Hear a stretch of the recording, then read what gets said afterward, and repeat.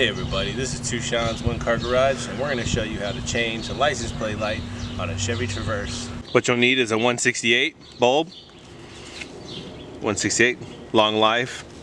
It comes in 2-pack. Come down to your license plate light, you push on the inside, it pops right out. It's got a clip that catches on the outside, and that just pushes right in and snaps into place. Lefty loosey, twist, pop out. There's the new bulb. Take the old bulb out. Put the new bulb in. Line it up, righty-tighty. Guide the wires in. See the little hook on the outside? Hook the outside first, and then snap it in.